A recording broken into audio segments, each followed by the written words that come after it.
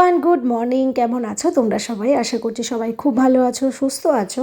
আমরাও মোটামুটি ভালোই আছি। এই যে চোখে একটা নতুন সমস্যার উদয় হয়েছে। আমার শারীরিক সমস্যার শেষ নেই, একটা করে ঠিক হয় তো একটা করে ভালো হয়। গতকালকে রাত্রে থেকে চোখটা ব্যথা করছিল, সকালে উঠে দেখি চোখটা কীরকম ফুলে গেছে আর প্রচণ্ড ব্যথা করছে, মানে যখনই পলক ফেলছি চোখে লাগছে। আঞ্জনি ঠিক নয়, আঞ্জনি হয়তো গোল মতো একটা জিনিস হয়, সেটা নেই, শুধু ব্যথা। জানি না কখনো কোথাও লেগেছে কি না।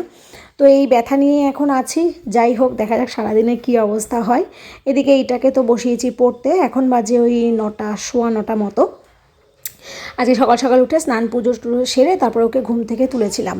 ওদের 2 তারিখ থেকে পরীক্ষা, বাংলা পরীক্ষার প্রথম দিনই। তো ভাবলাম যে কালকের দিনটা যেহেতু সময় পাবো হাতে, তো আজকে ইংলিশটা রিভাইজ দিয়ে নিই, তারপরে ওকে বাংলাটা পড়ানো শুরু করব। আসলে কি বলো তো, ওর তো কোনো টিউশন নেই, তো ওর পড়া করালেও আমি, না করালেও আমি, তাই আমার সমস্ত কাজ সেরে ওকে নিয়ে দুবেলা একটু করে হলেও বসতে হয়। যাই হোক, ওকে একটু খানিকক্ষণ পড়িয়ে নিয়েছি। পড়ানোর পরে এখানে বানাচ্ছি আমাদের মা মেয়ের জন্য ব্রেকফাস্ট। কালকে ওই যে আমার খাবারের যে গণ্ডগোলটা হয়েছিল টাইমের ঘুমের জন্য আর কি, তো তারপরে না বেশ কিছুটা ভাত থেকে গিয়েছিল, তো সেইটা দিয়েই ভাবছি এখন একটু আমার স্টাইলে শেজওয়ান রাইস বানিয়ে খাই। তো সেই জন্যই আর কি এখানে একটু বেশি পরিমাণে পেঁয়াজ রসুন দিয়েছি, আর একটা গাজর, একটা ছোট্ট একটা আলু দিয়েছি যাতে পরিমাণটা একটু বাড়ে।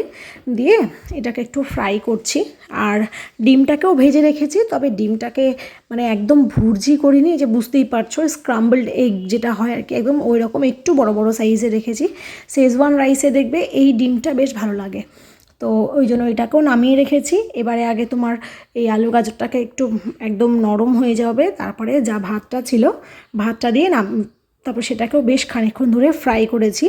আর এখানে ওই soya sauce, vinegar, normal sauce দিয়েছি। শেজওয়ান সসটা একদম অল্প পরিমাণ দিয়েছি, কারণ তোমরা তো জানোই শেজওয়ান সসটা কী পরিমাণ ঝাল হয়। এবার মেয়ে তো ওই ঝালটা খেতে পারবে না, না। আমি আমার জন্য ওই যে একটু কাঁচা লঙ্কা দিয়েছি। আর সত্যি কথা বলতে শেজওয়ান ফ্রাইড রাইসটা আমার যে কী ভালো লাগে খেতে, তোমাদের বলে বোঝাতে পারবো না। ওটাতে ওই যে মানে গোটা গোটা গোলমরিচের দানাটা যখন দাঁতে পড়ে, দুর্দান্ত লাগে। তো এটাও মোটামুটি ভালোই হয়েছিল। মেয়ে তো বলছিল, মা ওল্ড গ্যালারির মতো করে তুমি কি বানাতে চাইছিলে? আমি বললাম হ্যাঁ, ওরকমই বানাতে চাইছিলাম, তবে তুমি তো ঝাল খেতে পারবে না, সেই জন্য একটু কম ঝাল দিয়েই করেছি। এই হচ্ছে ব্যাপার। আর ডিমের পরিমাণটা ওর প্লেটে একটু বেশি দিয়েছিলাম বলে ওরকম হাসছিল। যাই হোক, খেয়ে দিয়ে নিয়ে আমরা মা মেয়ে একটু বসে আছি। আমি যে তোমাদেরকে আমার হাতের মেহেন্দিটা দেখাচ্ছি, ওই যে আগের দিন মেয়ে পরিয়ে দিয়েছিল, দেখো 10-15 মিনিট রেখেছিলাম, খুব সুন্দর রং এসেছে কিন্তু। আর এখানে যে ওর পুতুলটা নিয়ে খেলছে, এই পুতুলটা অনেক দিনের, জানো, যে বছর ও হয় সে বছর রাখি পূর্ণিমাতে বুবাইদা ওকে দিয়েছিল কৃষ্ণনগরে। যাই হোক, মা মেয়ে খানিকক্ষণ খেলাধুলো গল্প এটা ওটা করার পরে রান্নাঘরে এসে রান্না মোটামুটি কমপ্লিট করে নিয়েছি। যেহেতু ডাল আছে, তো হাজব্যান্ড বললো আর মাছের কোনো তরকারি করতে হবে না, মাছগুলো গরম গরম ভাজো, ওই মাছ ভাজা দিয়েই খেতে বেশি ভালো লাগবে। তাই এখানে একটু চিংড়ি মাছ আর পাবদা মাছ ভেজে নিচ্ছি। আর এই চিংড়ি মাছটা ভাজা দেখে কি বলবো, মানে চিংড়ি মাছ তো আমার এত প্রিয়, এত প্রিয়, তোমাদের বলে বোঝাতে পারবো না। কিন্তু ওই যে অতিরিক্ত পরিমাণে অ্যালার্জি আছে আমার, তো সেই জন্য না এই চিংড়ি মাছ, বেগুন, পুঁই শাক, মিষ্টি কুমড়ো এগুলো খেলে সঙ্গে সঙ্গে রিয়াকশান হয়ে যায়। সেই জন্য আনতেই চায় না হাজব্যান্ড। এই দেখো না, এই মনে হয় 2-2.5 মাস পর আর চিংড়ি মাছ বাড়িতে নিয়ে এসেছে, তাও দেশি চিংড়িটা। এই চিংড়িটা খেলে নাকি অ্যালার্জি হওয়ার প্রবণতাটা একটু কম থাকে। যদিও আমার যেহেতু অ্যালার্জি মানে কী বলবো একটুতেই হয়ে যায়, তো এটা খেলেও একটু না একটু গায়ে আমার র্যাশ বেরোবেই, আমি জানি, তবুও কী করবো বলো, মুখ তো মানে না, না, সেই জন্য আর কি খাই। যাই হোক, এখানে পাবদা মাছটাও ভেজে রেখে দিয়েছি মুচমুচে করে, একটু কড়া করে ভেজেছি, যেহেতু ভাজা খাবো আর কি, সেই জন্য। তো চলো এবার লাঞ্চটা করে নিই। লাঞ্চ সেরে মোটামুটি 1 ঘন্টা আমরা রেস্ট নিয়েছি। হ্যাঁ, 1 ঘন্টা মতো রেস্ট নিয়ে এখন বাজে ওই 5টা মতো আমরা বেরিয়ে পড়েছি, যাব এখন মেয়ের সুইমিংয়ে। আসলে এই ওয়েদারটা এত মানে আপ ডাউন হচ্ছে না, যে কারণে একে তো সপ্তাহে 3 দিন সুইমিং, তার মধ্যেও 1-2 দিন করে আসা হচ্ছে না। আজকেও দেখো না চারিদিকটা কীরকম হয়ে আছে, বাজে বিকেল এখন 5টা, মনে হচ্ছে যেন এক্ষুনি সন্ধে নেমে যাবে। তো ভাবলাম যে না, আজকে দিনটা নিয়ে যাই। কী বলো তো, জলে নামাতে নামাতে হুট করে বন্ধ করে দিলে না, আবার যখন পরে জলে নামাবো তখন প্রবলেম হবে। ওই জন্য ভাবছি যে সপ্তাহে 3 দিন করে, যেদিন ওয়েদার খুব খারাপ থাকবে সেদিন আনবো না, বাকি 2 দিন করে নিয়ে আসবো। তো ওর সুইমিং করা হয়ে গেছে। 5টা থেকে 6টা 1 ঘন্টার ক্লাস থাকে আমাদের, আসতে যদিও 5-7 মিনিট লেটই হয়ে যায় প্রত্যেক দিনই। তো সুইমিং করে নিয়েছে, চুলটা ভেজা আছে, চুলটা এখন শুকোবে, সেই জন্য ওর চুলটা পুরো ছাড়াই থাকুক।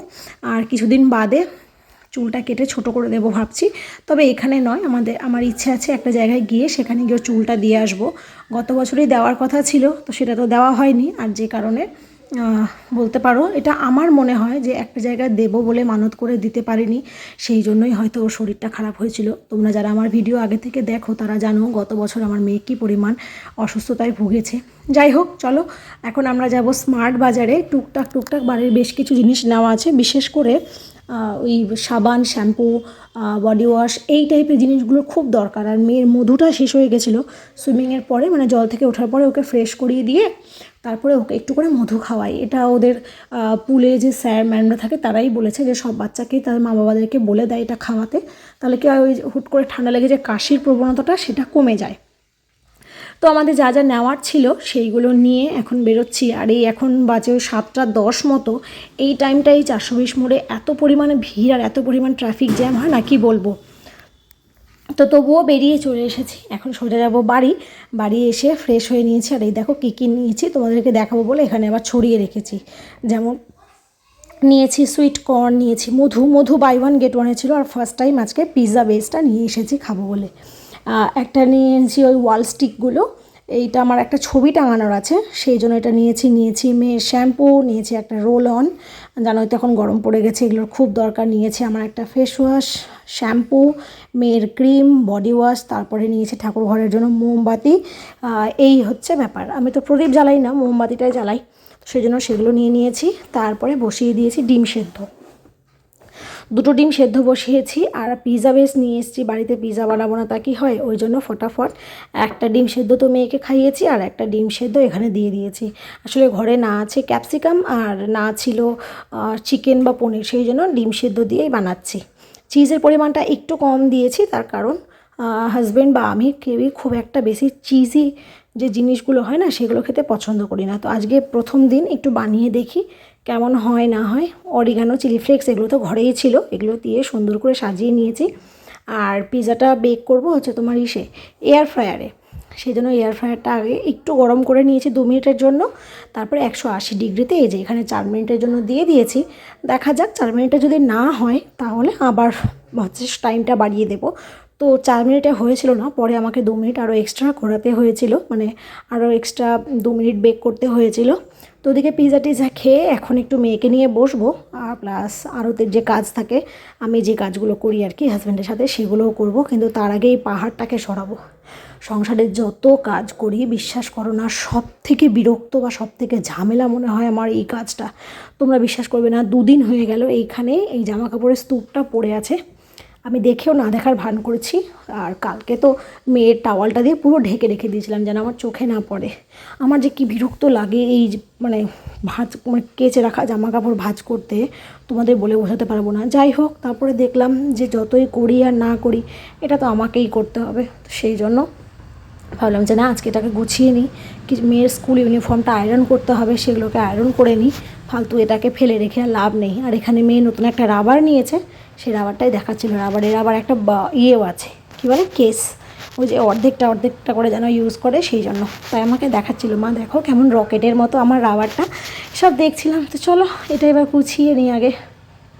এই যে ফাইনালি গুছিয়ে নিয়েছি, বিশাল বড় একটা মানে বোঝা বলতে পারো কাঁধ থেকে নেমে গেছে এটা গুছিয়ে নেওয়া মানে। তো এখন আরও একটু কাজ করব, করার পরে এসেছিলাম রান্নাঘরে। ওবেলা তো ডাল ছিল বলে মাছ ভাজা দেখিয়ে নিয়েছি, এবার রাত্রে খাবো কী দিয়ে, তো সেই জন্য ভাবলাম যে ডিম আছে, ডিম দিয়ে কিছু একটা বানাই। তো বেশ কিছুদিন থেকে ফেসবুকে বলো ইনস্টাতে বলো একটা রেসিপি খুব দেখছি ভাইরাল অনেক দিন থেকে, সেটা হচ্ছে ডিমের পোচ করে যে কারিটা করে আর কি, সেইটা একদম গা মাখা। তো ভাবলাম আমিও সেটা ট্রাই করি, তো সেই জন্য এখানে সমস্ত কিছু জোগাড় করে নিচ্ছি। বাটা মশলার জন্য আর কিছু একটা বাটি নিয়ে ওই রসুনটাকে কুচি করে নিয়েছি, আদা গ্রেট করে নিয়েছি, পেঁয়াজ কুচি, আর নিয়েছি ছোটো ছোটো 3টে টমেটো। আর তোমরা তো জানো আলু ছাড়া আমার চলেই না, তো সেই জন্য একটা আলু নিয়েছি, যদিও এই রেসিপিতে কিন্তু কোথাও আলুর উল্লেখ নেই। আর ওখানে আটাটা দুপুরবেলায় মেখে রেখেছিলাম, সেটা বার করে নিয়েছি, কারণ আমার আর মেয়ের জন্য হবে রুটি। তো প্রথমে কড়াইতে তেল দিয়ে জিরে ফোড়ন দিয়ে তারপর দিয়েছি ওই আদা রসুন আর পেঁয়াজ যেটা কুচি করা ছিল সেইটা, আদাটাকে গ্রেট করে নিয়েছিলাম, ওইটা দিয়ে খুব ভালো করে ফ্রাই করে নিয়ে তারপর দিয়ে দিয়েছি আলু, সামান্য একটু নুন, যাতে আলুটা তাড়াতাড়ি সেদ্ধ হয়ে যায়। এখন আলুটাকে ভালো করে সেদ্ধ করে নেব। আর তোমরা যদি আলু ছাড়া খাও তাহলে তো খুবই ভালো। তো আমি তো আলু ছাড়া চলতে পারবো না, সেই জন্য আলু দিয়েছি একটা। আর তারপরে দিয়ে দিলাম কয়েকটা চেরা কাঁচা লঙ্কা, যেহেতু লঙ্কার গুঁড়ো দেবো সেই জন্য অল্প কটাই, মানে 3টে মতো চেরা কাঁচা লঙ্কা দিয়েছিলাম। দিয়ে এটাকে এবার ভালো করে ভাজবো। এটা মোটামুটি ভাজা যখন মোটামুটি 70% মতো আলুটা সেদ্ধ হয়ে যাবে, তখন এর মধ্যে এই যে টমেটো কুচিটা দিয়ে দিলাম। এরপরে একে একে এর মধ্যে দেবো লঙ্কা গুঁড়ো, তারপরে দেবো একটু ধনে গুঁড়ো, আর হচ্ছে হলুদ লবণ পরিমাণ মতো, যে যতটা গ্রেভি রাখবে সেই হিসেবে। যদিও এটা একদম মাখা মাখা, যেটা আমি রেসিপিতে দেখেছি আর কি ভিডিওতে, যে একদম মাখা মাখা নামায়, তো সেই রকমই করবো। তো এটাকে এই যে সমস্ত গুঁড়ো মশলাগুলো দিয়ে তারপরে হচ্ছে তুমি একটু নাড়াচাড়া করে দিয়েছি। তোমরা কিন্তু চাইলে ওই আদা রসুন আর পেঁয়াজের যে পেঁয়াজটা ওটা পেস্ট করে দিতে পারো, সেক্ষেত্রে কী হবে, গ্রেভির থিকনেসটা ভালো আসবে।